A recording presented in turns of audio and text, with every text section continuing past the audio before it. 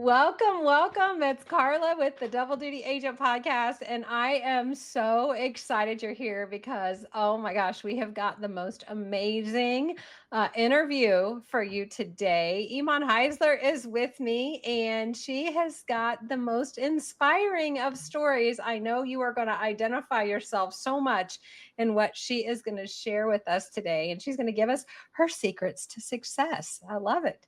So, Eeman, thank you so much for joining me today. Thank you for having me. I'm so excited. All right. Well, let's start at the very beginning. Well, maybe not the very, very beginning, but let's start at the beginning of real estate. How did real estate enter into your world? Well, it's pretty interesting because I had zero real estate background and I was a dental hygienist for 20 years. And my husband actually does residential remodeling. So he's always had the interest in real estate. And then I started to become interested in it. But we had a very good friend who was successful in real estate. And he was not what I typically thought a realtor was.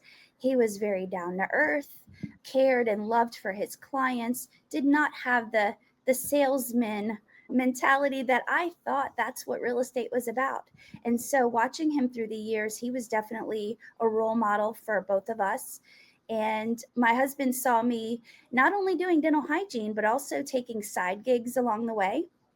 And I was doing an anti-aging company, direct sales. I was doing anything and everything to supplement my income with dentistry. I loved working with people. I already knew that. I loved homes, but did not have that real estate background. And then one day said, okay, I'm going to take the class. Let's go ahead and just do it. Just do it. I love it. So, you take the class, and you're still the dental hygienist, and you're Yes. taking the class, and maybe still have a few other things on the side. You're doing that. So, see, you were already double duty. Oh, yes. You're already double duty. So, you take the class, you pass the test, and then what happens? So then once I passed the test, I let the dentist that I'm working with know at the time that I'm going to do both. And then also I had a business where I not only worked for one dentist, but I was with him on Mondays and Tuesdays. I was with another one on Wednesday, another one on Thursday, Friday, and then one Saturday a month. So I had a full-time schedule, Well, but plus. yeah, and then some. And then I thought, well, there's not enough of me to go around. So what if I had temps go out to different offices that I couldn't fill in for, and that could become a business? So I did that along the way as well. So even with getting my license, I said, oh, I can still do all of the things. And I went ahead, I let my dentist know, the main one that I worked for on Monday, Tuesday, and said, I'm going to do both. But just to let you know, eventually I have a 5-year plan. I'm going to get out of dentistry.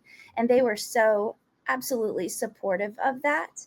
Yes, it was a great transition, but at the same time I had a 5-year plan, but the universe and God had different. Isn't that amazing how that happens? Absolutely it is.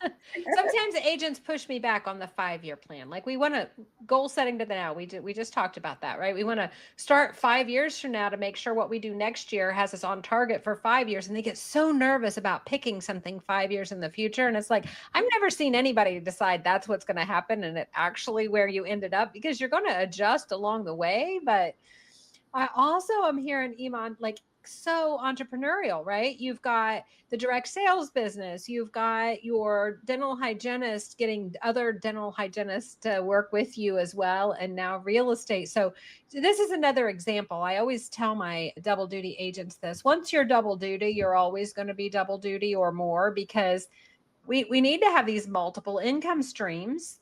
This is how we're going to fund our life. Okay, so here we are. We've got a dental hygienist business. We're actually working in and on that business, Mhm. and we've started real estate. Tell me how that's going. Yes, so I had gotten my license in August of 2019. I started with Keller Williams in September of 2019.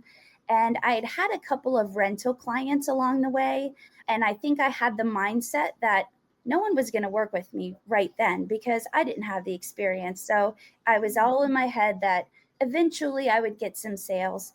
And Christmas time came along and I asked my husband, what would you like for Christmas? He said, I would just love for you to sell a house. That would be amazing. And I'm thinking, yeah, me too. But I'm just going to continue to do all the little things that I'm doing, and eventually it will happen. Fast forward to March of 2020.